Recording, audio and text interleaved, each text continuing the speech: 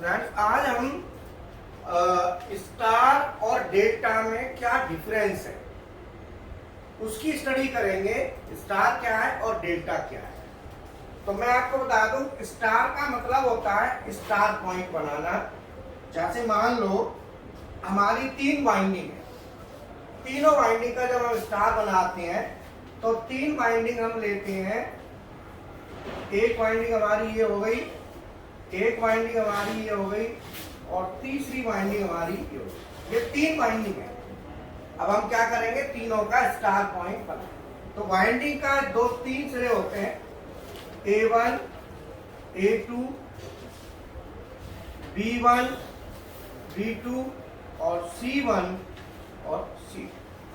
तो हम क्या करते हैं कि प्रत्येक वाइंडिंग, पहली वाइंडिंग A1, A2, दूसरी वाइंडिंग B1, B2, तीसरी वाइंडिंग C1, C2, इन तीनों वाइंडिंग के एक एक सिरे को शॉर्ट हम कर देंगे। ये जो पॉइंट है हमारा, ये पॉइंट स्टार पॉइंट कहलाता है। जहां पे इस पॉइंट पे हमारा A2, B2, C2 होता है और इसी पॉइंट को हम कहते हैं स्टार पॉइंट। ये पॉइंट होता है स्टार। तो क्या होता है कि तीनों वाइंडिंग में से पहली वाइंडिंग, दूसरी वाइंडिंग और तीसरी वाइंडिंग, तीनों वाइंडिंग हमारी स्टार कनेक्टेड हो जाती हैं। तो जब हम सप्लाई देते हैं तो मान लो जैसे 3 फेज हम दे रहे हैं, एक फेज, दूसरा फेज, तीसरा phase, R phase, Y phase और जी। अगर हम आर फेज को A1 पे दे दें और वाई फेज को B1 पे दे दें और B फेज को C1 पे, तो ये हमारा हो गया स्टार कनेक्शन। इस कनेक्शन का फायदा क्या है और नुकसान क्या है ये समझो। इस कनेक्शन में हमारा जो बाइंडिंग वोल्टेज जाएगा बाइंडिंग पे, तो वाइंडिंग का जो वोल्टेज होगा उसको हम बोलते हैं V। बाइंडिंग के अक्रॉस, बाइंडिंग के अक्रॉस जो वोल्टेज होगा, मैं यहां ले लेता हूं, उस वोल्टेज को मतलब प्रत्येक वाइंडिंग पे कितना वोल्टेज जा रहा है, ये सिरा और ये सिरा दोनों के बीच का जो होगा, इन दोनों के बीच में जो वोल्टेज जाएगा, तो ये पॉइंट क्या हुआ, न्यूट्रल पॉइंट। जो स्टार होता है वो न्यूट्रल होता है। और इधर आप क्या दे रहे हैं, यहाँ पे कौन सा C है, यहाँ पे कौन सा फेज आया, B फेज। तो यहाँ पे जो वोल्टेज होगा वो होगा B, voltage between B phase and neutral. और ये हमारा होगा 230 वोल्ट, 230। ठीक है। अगर मैं इस वाइंडिंग पे देखूं तो इसमें भी सेम होगा और इस पे भी सेम होगा, सेम। इसका मतलब है कि हमारा जो वोल्टेज है वो 230 हम लिखते हैं, बट इस कनेक्शन के हिसाब से जो वोल्टेज आता है 239 आएगा, 240 समथिंग होगा। जो कि इसका हमारा जो लाइन और फेस का जो अंतर होता है वो होता है, लाइन का वोल्टेज हमारा होता है लाइन वोल्टेज 400 और फेज वोल्टेज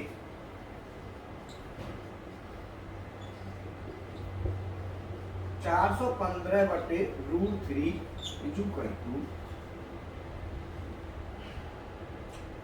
2394। एक्चुअल में इतना होगा।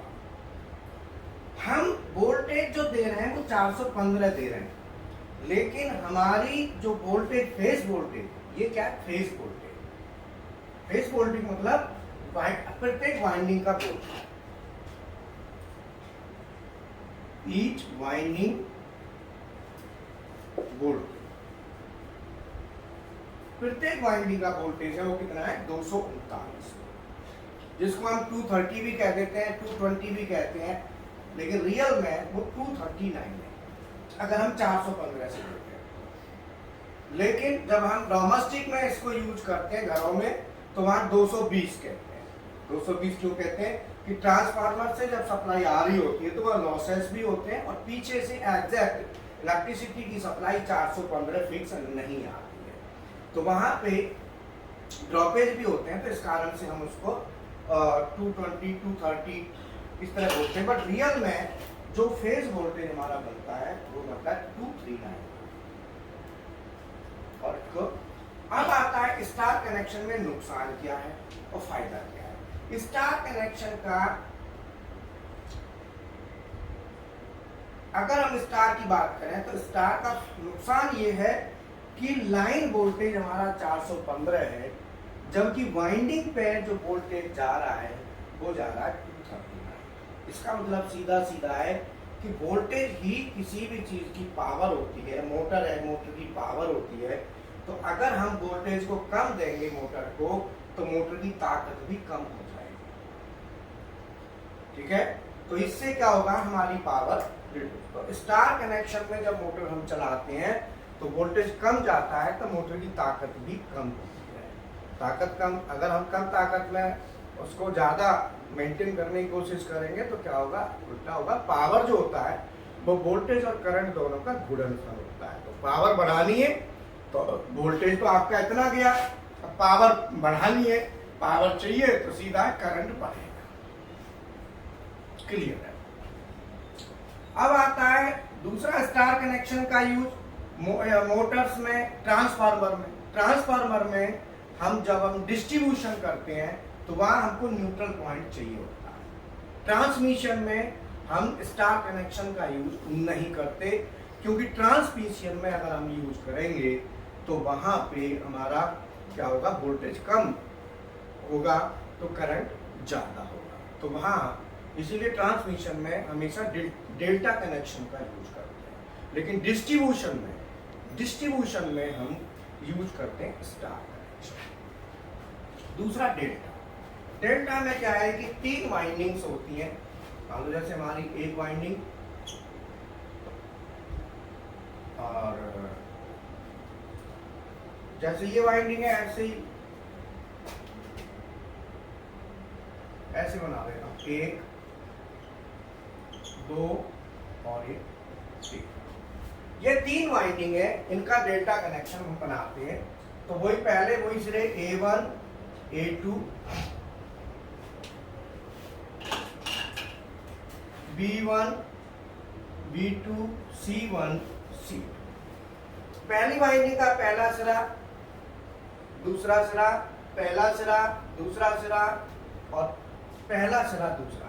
A1 को इस वाइंडिंग का ये सिरा ये यहाँ जोड़ दो, इस वाइंडिंग का ये सिरा यहाँ जोड़ दो और इसका ये सिरा और ये सिरा यहाँ जोड़ दो।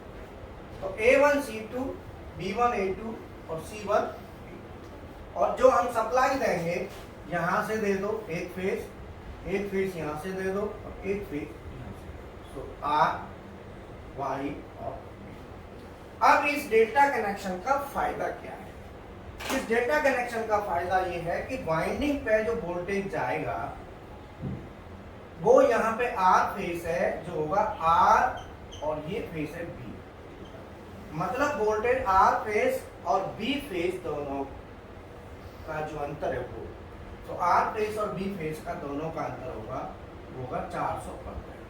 मतलब फेस टू फेस वोल्टेज 415। अगर वोल्टेज 415 जा रहा है तो सीधी बात है कि मोटर की पावर भी ज्यादा होगी, क्योंकि पावर वोल्टेज पे डिपेंड है। तो सेम पावर की कंडीशन के लिए हम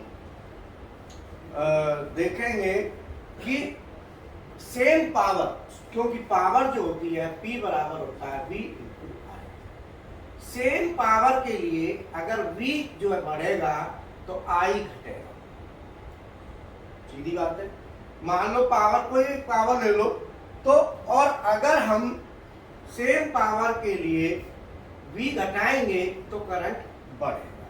तो सीधा सीधा है कि डेल्टा कनेक्शन में ज्यादा बेटर है बजाय स्टार कनेक्शन के। लेकिन कई बार मजबूरी होती है, वहां स्टार हमको यूज करना पड़ता है। जैसे ट्रांसफार्मर में ट्रांसफार्मर में क्या है कि हमें डिस्ट्रीब्यूशन जब हम करते हैं तो वहाँ अलग अलग फेस का यूज करते हैं, तो फेस और न्यूट्रल लेते हैं, तो वहाँ न्यूट्रल हमें जरूरी है, इसीलिए स्टार कनेक्शन वहाँ जरूरी, न्यूट्रल पॉइंट हमको लेना होता है।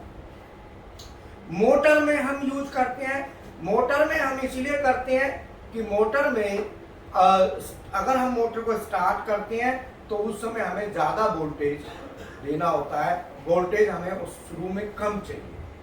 मोटर के करंट को कंट्रोल करने के लिए स्टार्टिंग में वोल्टेज कम चाहिए, तो इस कनेक्शन में वाइंडिंग पर जो वोल्टेज जाएगा वो कम जाएगा, इसीलिए स्टार में चलाते हैं। तो स्टार में चलाना हमारी मजबूरी है, अदरवाइज स्टार का फायदा नहीं है, सीधी बात है। तो ये डिफरेंस मैंने आपको बता दिया, स्टार और डेल्टा का डिफरेंस क्या है और इसके दोनों के बेनिफिट क्या है, एडवांटेज और डिसएडवांटेज। ठीक है, तो मैं अगर आपको वीडियो पसंद आया तो आप इसे लाइक करें, शेयर करें और चैनल को प्लीज सब्सक्राइब करें, जिससे और आगे अपडेट आपको मिलता है। बाकी हमारे कोर्सेज हैं, CNC BMC प्रोग्रामिंग सिखाते हैं, दोनों मशीनों की जो कॉस्ट है ट्रेनिंग की प्रैक्टिकल के साथ मात्र 4000 रुपये है। डेल के मार्केट करेंगे तो 1000 रुपये और आपको देना। CNC BMC दोनों मशीन मात्र 4000 रुपये में, ये प्रैक्टिकल के साथ। डेल के मार्केट 1000 रुपये देंगे, क्वालिटी करेंगे तो 1000 और पे करना है, और मैक्रो प्रोग्रामिंग CNC BMC की एडवांस करनी है तो 1000 रुपीज और पे करना होता है। बाकी PLC SCADA HMI drives, hydraulic pneumatic CNC maintenance के ये पूरा कंबाइंड काफी बड़ा पैकेज है, कॉस्ट बहुत कम है, इसके लिए विशाल सर से आप बात कर सकते हैं। तो ये लगा लो कि हमारे पास जो सॉल्यूशन है वो मैकाट्रॉनिक्स का कंप्लीट है, मैकेनिकल, इलेक्ट्रिकल, इलेक्ट्रॉनिक्स। क्या आपकी बियरिंग